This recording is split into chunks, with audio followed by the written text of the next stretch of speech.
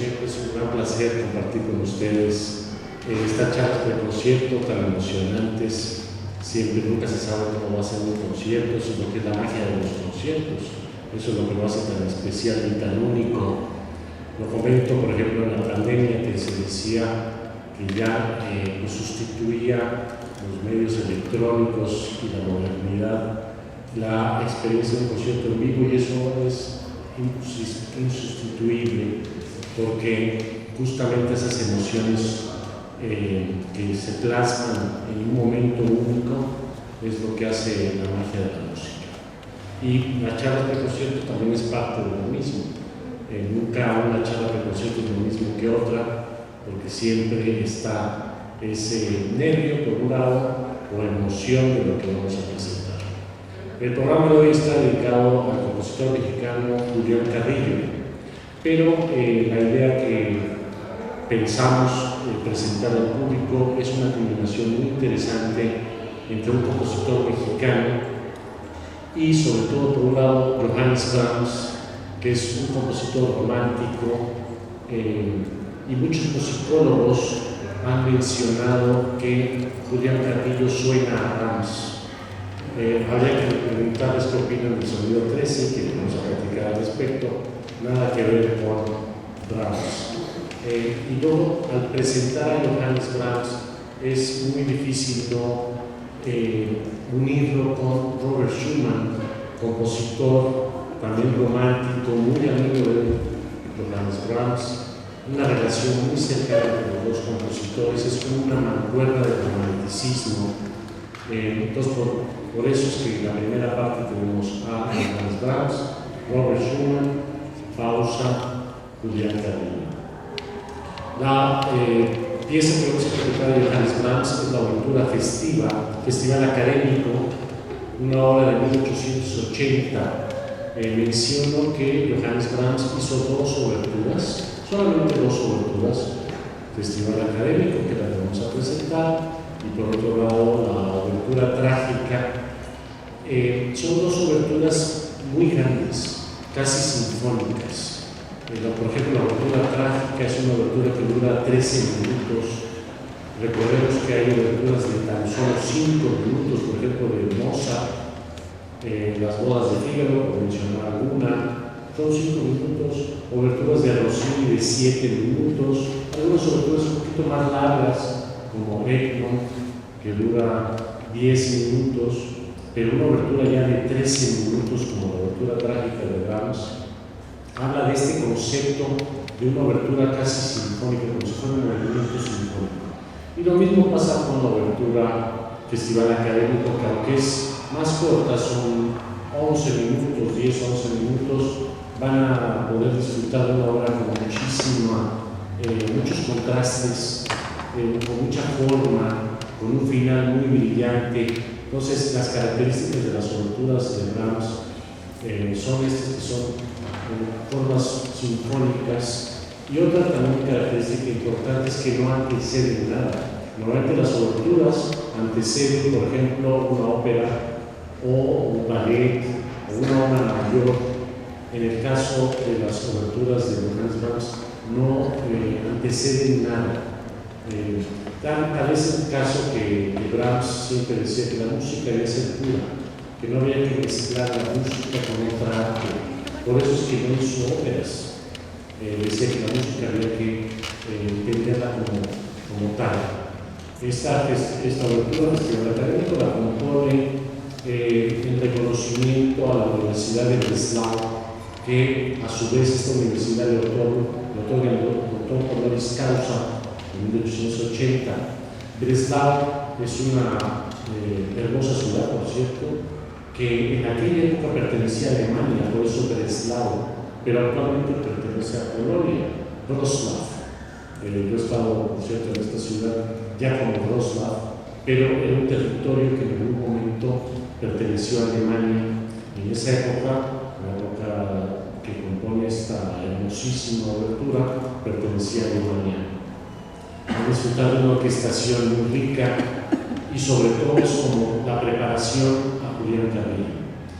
Como ya mencioné, muchos musicólogos considera a Julián Carrillo su primera etapa como una especie de continuación de Brahms. Decía que su primera sinfonía es como la 10ª, como su sinfonía número, como si fuera la 5ª sinfonía de Johannes Brahms.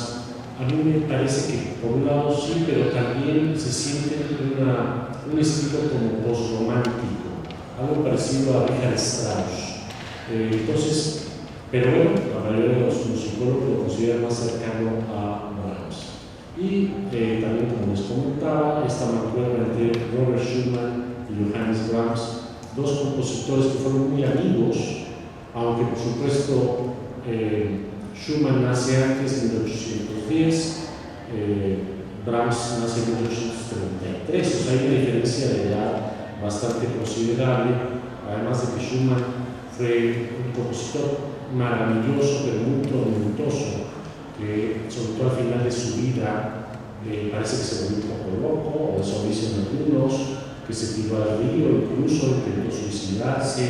Y otra historia muy interesante de estos dos compositores es pues, la famosa Clara Schumann, la esposa de Robert Schumann, que tenía una relación muy cercana a Brahms, y que pues en realidad yo considero, o muchos consideran, que fue una especie de amor platónico, y sin duda era una fuerte influencia para Brahms. Cada vez que componía algo se le presentaba a Clara Schumann, una pianista muy importante, también compositora, por cierto. Este año presentamos un concierto para piano en el Día Internacional de la Mujer. Entonces, esta relación entre estos dos compositores.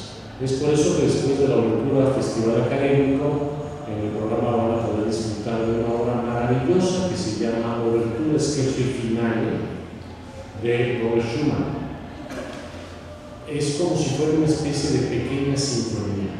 De hecho, el compositor en algún momento pensó en hacer esta obra como si fuera su segunda sinfonía. Ya había compuesto la primera sinfonía, la Sinfonía Primavera, después compone esta obra y finalmente decide dejarla como la vamos a interpretar, pero parecería que fuera casi una sinfonía. Un scherzo es parte de una sinfonía, es normalmente el tercer movimiento o el segundo movimiento de una sinfonía, el final como un final de una sinfonía, la obertura como si fuera un primer movimiento y le faltaría, digamos, el movimiento lento.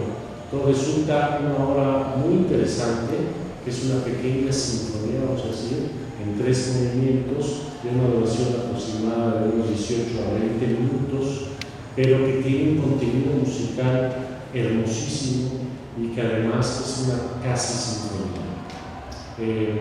Es curioso, con las sinfonías de Schumann, él compone 4, aparte de esta obra, hace 4 sinfonías cuya numeración no coincide con el orden de composición. Primero compone la sinfonía número 1, Primavera, después compone la sinfonía número 4, la que está numerada como número 4, es en realidad la segunda sinfonía en orden de composición. Después hace lo que es la número 2, lo que está numerada como número 2 sería la tercera en orden de composición, y finalmente su tercera sinfonía sería su última sinfonía, la famosa Sinfonía Renana. porque esto no es lo mismo el orden de composición que el orden de edición. La compone, pero a la hora de editarse se edita del orden que les acabo de comentar, 1, 2, 3, 4. Así que pues esta es la primera parte, para que en la segunda parte podamos disfrutar de la primera etapa de un compositor muy importante mexicano, que este año celebra sus 150 años de nacimiento. Él justo nace en 1875. Y por cierto compone 3 sinfonías y además se vuelve un innovador muy importante que inventa el sonido 13. Yo creo que Alejandro nos va a comentar mucho al respecto porque ha investigado muchos compositores mexicanos, nos va a poder adentrar en este tema. Pero lo interesante es que es un compositor que se fue a Alemania. De hecho, esta obra se estrena en Leipzig, en el Real Conservatorio de esa ciudad, y toca en la orquesta de Leipzig, una de las mejores orquestas del mundo, y tiene una fuerte influencia europea, pero sobre todo lo más interesante es cómo después evoluciona a el famoso sonido 13. Pero nada más para hacerles una introducción de esto, las escalas occidentales, por cierto, no las orientales. En el sonido de la escala occidental existen 12 semitonos, que el que hace muy claro esto es Bach, que hace clavecín bien temperado, hace un preludio y fuga en cada uno de los medios tonos, do mayor, do menor, do sostenido mayor, do sostenido menor, re mayor, y así sucesivamente los 12.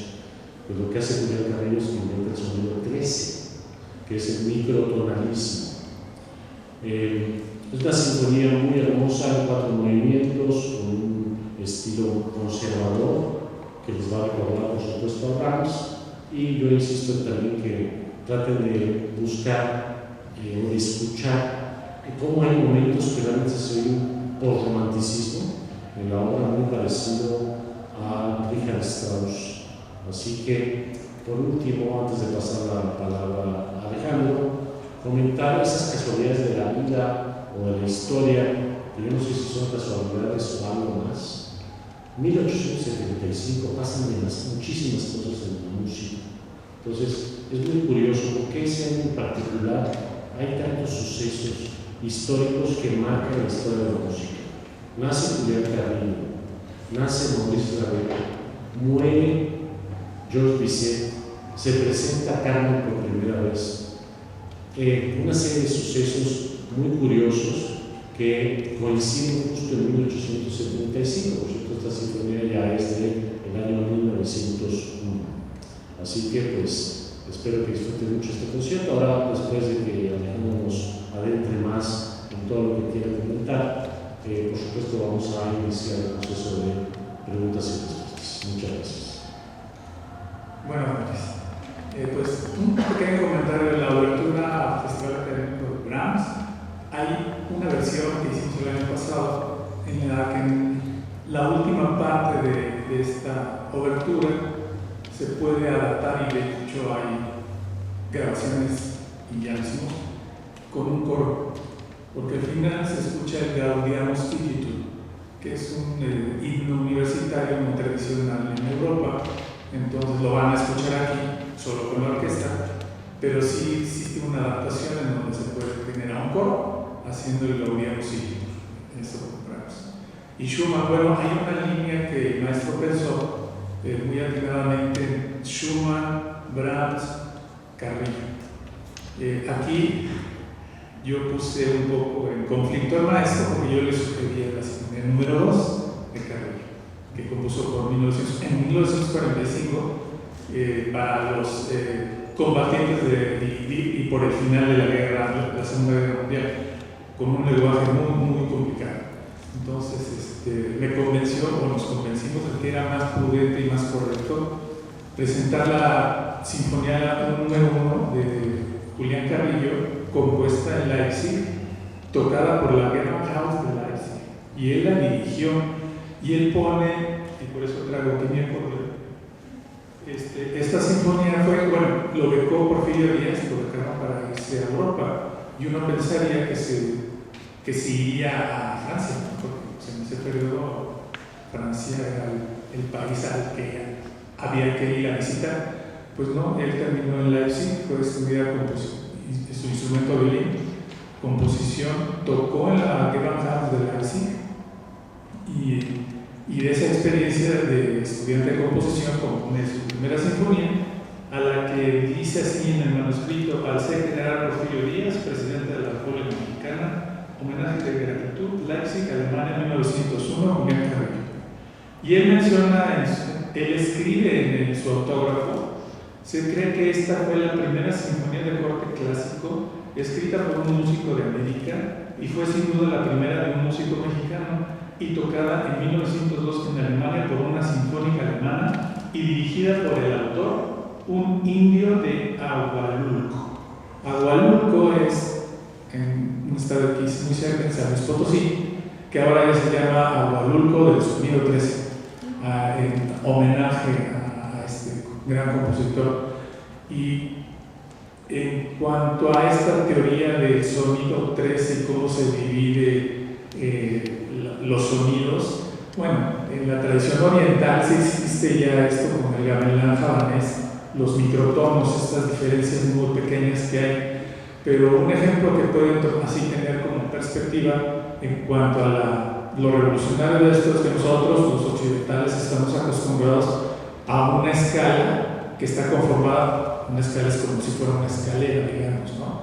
Entonces, si uno va subiendo una escalera, digamos que esos son los medios tonos, y si uno brinca un peldaño al otro, uno más arriba, ese sería el tono. Entonces, es lo único que conocemos. Ahora, imaginen esa escalera más cortita en cada uno de los escalones. Entonces, nosotros que estamos acostumbrados a la música occidental, pues nos cuesta un poco trabajo entender esos sonidos. Se oyen como cosas raras. Por ejemplo, yo estoy recorriendo los intervalos que hay dentro de un semitono, que es el más pequeño que percibimos. Tan, tan, que ese sería el medio tono. Entonces, dividir eso un poco más, eso es lo que este investigador, que también hubo otro después del Antonio Novaro, que también creó unos pianos especiales donde se podía tener estos microtonos, ¿no? Entonces fue una búsqueda muy interesante y muy importante. Y bueno, pues ya Ernesto comentó perfectamente todo el programa, y la idea era esta: Schumann, Brahms, Carrillo, todos nacidos en el siglo XIX, solo uno brincó al 20, que fue Carrillo, y con estos cambios en pocos años, desde lo tradicional clásico con Schumann clásico romántico, luego Brahms ya con toda esta proyección romántica, y el postromanticismo de Carrillo. Entonces, la curaduría de este programa fue concebida así, y ese fue el argumento que no pude debatir al maestro para que no se programaran las sinfonías 2 de Carrillo. No, la 2 es la de. La 4. Sí, no, la 4, que es la de 1945, dedicada al fin de la Segunda Guerra Mundial y a los héroes que participaban. Bueno, pues eso es mi colaboración con este programa. Y si tienen alguna pregunta, con mucho gusto la hacemos más profunda. Y si todo quedó claro, pues nos vamos a conocer. Ustedes quieren. Soy Mateo Arteaga, periodista amateur, comentarista de temas musicales. También. Bueno, soy músico personal. Entonces, la sinfonía número 1 no tiene todavía microtonos. Todavía. Eso esperamos que el año que viene. Entonces ya podemos escuchar microtonos, porque se requiere una producción muy especial. Supongo que conseguir los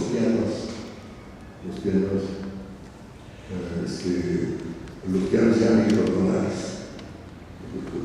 las de cuartos y todo eso. Esperamos